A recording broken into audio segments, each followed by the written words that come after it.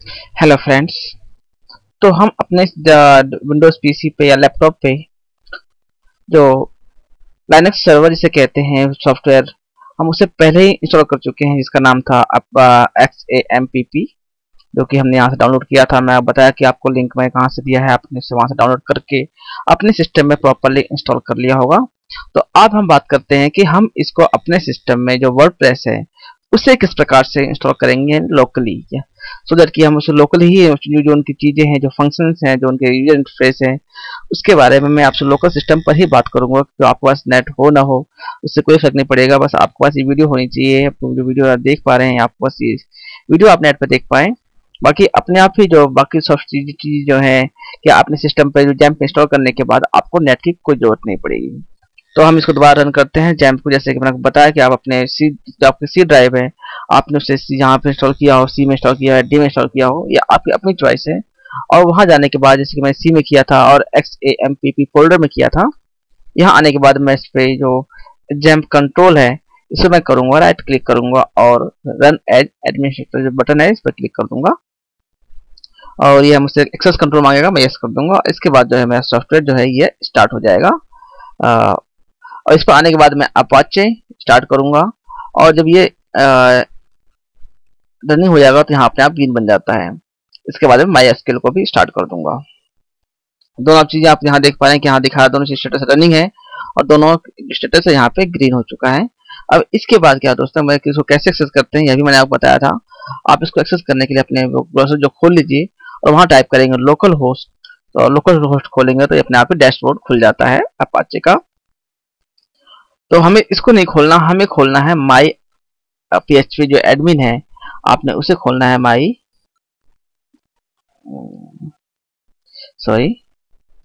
PHP माई admin. आप इसे type करेंगे PHP माई एडमिन और इसे एंटर करेंगे। इसे हमने क्यों एंटर करवाया है दोस्तों, ताकि हम एक यहाँ पे डाटाबेस बना सकें, जो जिस डाटाबेस को हमारा वर्डप्रेस जो है उसे यूज करेगा। मैं यहाँ पे डाटाबेस पे क्लिक करता हूँ और यहाँ पे क्लिक करने के बाद यहाँ पे एक डाटाबेस का नाम दे देते हैं, जो भी हम नाम देना चाहते हैं। मान लीजिए मैं नाम देता हूँ DTP टिप्स टेस्ट। ठीक है, मैंने इसको कर दिया क्रिएट। अब ये यहाँ पे आप देखिए कि डाटाबेस एक बन चुका है, DTP टिप्स टेस्ट के नाम से एक डाटाबेस बन चुका है। अब इसकी जरूरत नहीं है, आप जितना बनाना था हमने यहाँ बना लिया। अब हम वापस जाते हैं वर्डप्रेस पे, जो कि मैंने आपसे यहाँ डाउनलोड करवाया था अपने पिछले ट्यूटोरियल के अंदर। यदि आपने डाउनलोड नहीं किया है तो आप इसको दोबारा यहाँ से wordpress.org पे जाइए और डाउनलोड वर्डप्रेस को उसको डाउनलोड कर लीजिए। इसको डाउनलोड करने के बाद आप देखेंगे कि इसको जहाँ मैंने डाउनलोड किया है ये मैंने किया है डेस्कटॉप पे। मैं वापस आता हूँ डेस्कटॉप पर और ये फाइल मेरी यहाँ पे डाउनलोड कर रखी है मैंने। मैं इसे यहाँ से कॉपी करता हूँ और जो जैम्प मैंने इंस्टॉल किया है अपने सिस्टम में, सी जैम्प जहाँ पे इंस्टॉल किया है, वैसे वहाँ पहुँचते हैं। वहाँ पहुँचने के बाद इसके अंदर एक फाइल होती है htdocs। ये देखिए यहाँ फाइल है htdocs, इसे खोलेंगे। इसे खोलने के बाद तो आप यहाँ पे आगे htdocs पे आप यहाँ पे बनाइए एक नया फोल्डर जिस नाम से आप अपनी साइट को चाहते हैं। मान लीजिए कि मैं यहाँ पे जो लिखा मैंने वहाँ पे DTP टिप्स टेस्ट मैंने यही लिखा। हम इसे खोलते हैं। इसे खोलने के बाद यहाँ पे मैं पेस्ट कर देता हूँ जो मैंने वर्डप्रेस कॉपी किया है। इसको मैं यहाँ पे करता हूँ एक्सट्रैक्ट, ओपन, और ओपन करने के बाद ये वर्डप्रेस नाम से दिखा रहा है मुझे। क्योंकि एक फोल्डर हम ऑलरेडी बना चुके हैं तो हम इसको दोबारा फोल्डर और नहीं बनाएंगे, सिर्फ पूरा खोल लेंगे और Ctrl+A करके मैं सारी फाइलें यहाँ बाहर निकाल देता हूँ इस फोल्डर पे। सारी फाइलें भी हम वहाँ से कॉपी होकर के जो हमने ये फोल्डर बनाया यहाँ सारी फाइलें कॉपी हो जाएंगी। ये सारी फाइलें यहाँ पे आ गई। अब इसके अंदर दोस्तों एक फाइल होती है wp-config sample। सारी फाइलों की जो कॉन्फ़िगरेशन होती है वो यही होती है। हम इसको यहाँ पर क्या करते हैं, इसका नाम देते हैं F दबा करके, मैं F दबाता हूँ कीबोर्ड पे और इसका नाम जो है जो वर्ड सैंपल लिखा हुआ है ये यहाँ से हटा देते हैं। इसे हटाने के बाद ये रहेगी wp-config.php। अब ये फाइल इस नाम से सेव हो गई है। हम इसको करते हैं एडिट किया मैंने।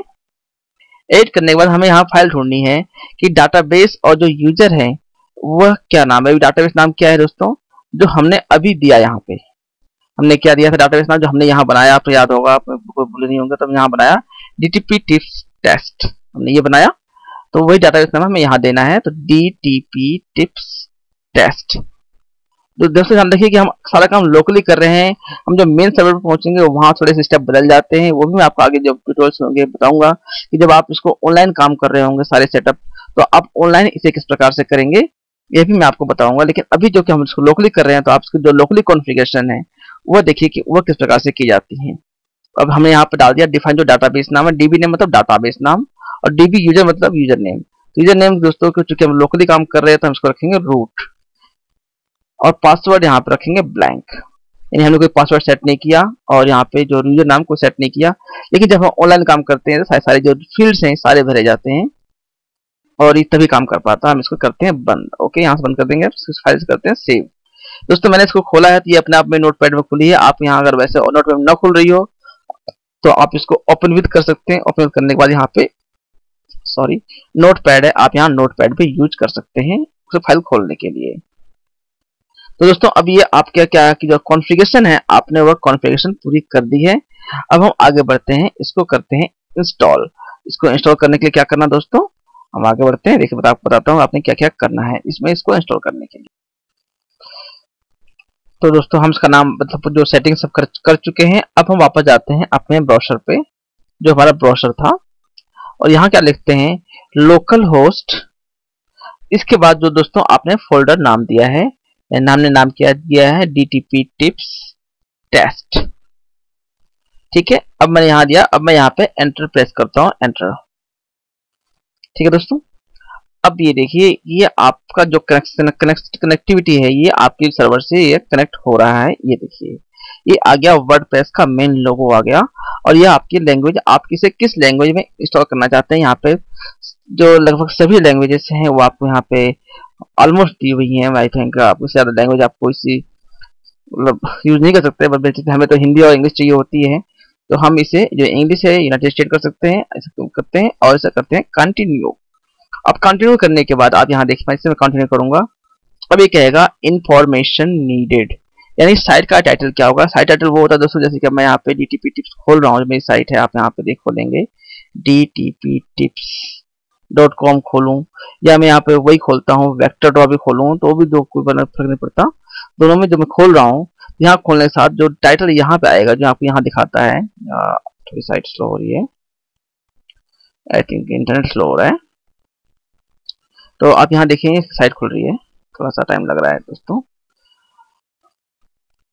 आप यहाँ देख पा रहे हैं जो यहाँ टाइटल आ रहा है, जो आगे लिखा हुआ है डेस्कटॉप, साइट पूरी खुल जाती है। तो इसकी आप यहाँ देखिए, मैं माउस का यहाँ रखा है, यहाँ पे इसकी इंट्रो आती है, desktop publishing tips, learn graphic designing, Corel Draw, InDesign Illustrator, Photoshop, etcetera etcetera.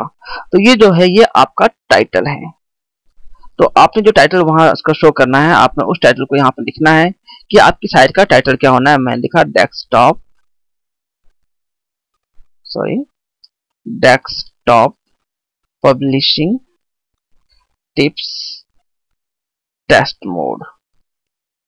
ठीक है दोस्तों, मैंने ये लिखा टेस्ट मोड लिख दिया मैंने यहाँ पे। और इसके बाद यूजर नेम जो आप देना चाहते हैं अपनी साइट पर, या आपका अपना खुद का नाम भी हो सकता है, या जैसे कि मैं यहाँ पे DTP टिप्स लिख रहा हूँ तो ये नाम भी हो सकता है। ये आपके डिपेंड करता है कि आपने यहाँ क्या नाम दिया है, और फिर वही नाम आपने लॉगिन करने के लिए यूज करना होगा। दोस्तों आप ध्यान रखिएगा, पासवर्ड जो आप देना चाहते हैं मैं यहाँ पे देता हूँ पासवर्ड ओनली लिख रहा हूँ मैं, सो दैट कि इजी हो हमें रिमेम्बर करने पर।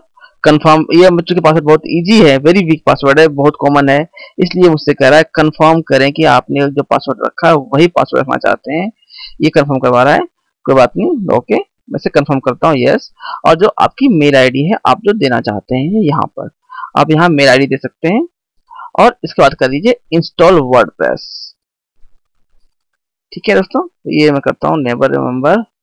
अब ये कह रहा है कि आपको एक ईमेल आईडी है वो प्रोवाइड करनी ही पड़ेगी, इसके बिना ये सॉफ्टवेयर आगे नहीं बढ़ेगा। तो मैं यहाँ पे जो मेरी ईमेल आईडी है मैं यहाँ पे डाल देता हूँ DTP टिप्स।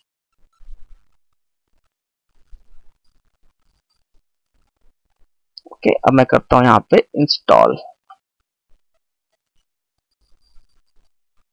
अब ये आप देख पा रहे हैं तो थोड़ा सा सेटअप चल रहा है, ये वर्किंग, और बहुत ही जल्दी ये आपका सॉफ्टवेयर जो है वर्डप्रेस जो है ये आपके सिस्टम में लोकली इंस्टॉल हो जाएगा।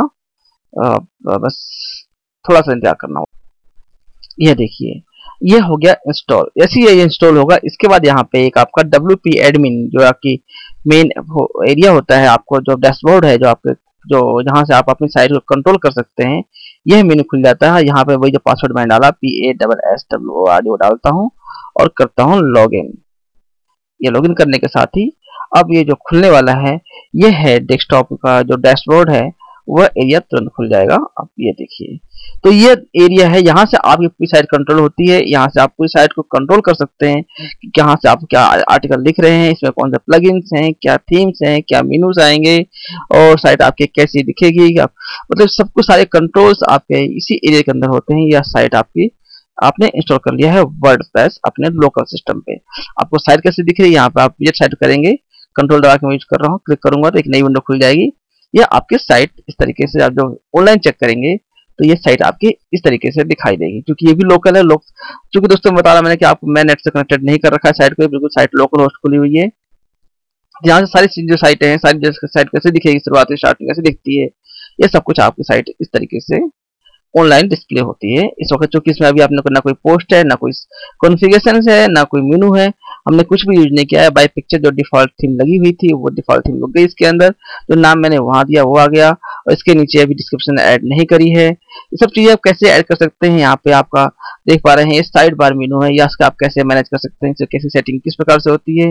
ये सारी जो टिप्स हैं ये आप जो मेरी आने वाली वीडियोस हैं आप उसमें देख पाएंगे। तो दोस्तों मैंने आपको अभी इस वीडियो में बताया कि आप अपने सिस्टम में वर्डप्रेस किस प्रकार से इंस्टॉल कर सकते हैं। आपको टिप कैसी लगी मुझे जरूर बताइएगा दोस्तों, और मेरे चैनल पर आपको अपने दोस्तों के साथ शेयर करना भी बिल्कुल ना भूलिए। अपने दोस्तों को बताइए कि आप यहाँ पे वर्डप्रेस या ग्राफिक डिजाइनिंग या कोरल इन सब के बारे में कितना आराम से मैं आपको बिल्कुल चीज़ समझा रहा हूँ, आप उन्हें भी शेयर कर सकते हैं। धन्यवाद दोस्तों।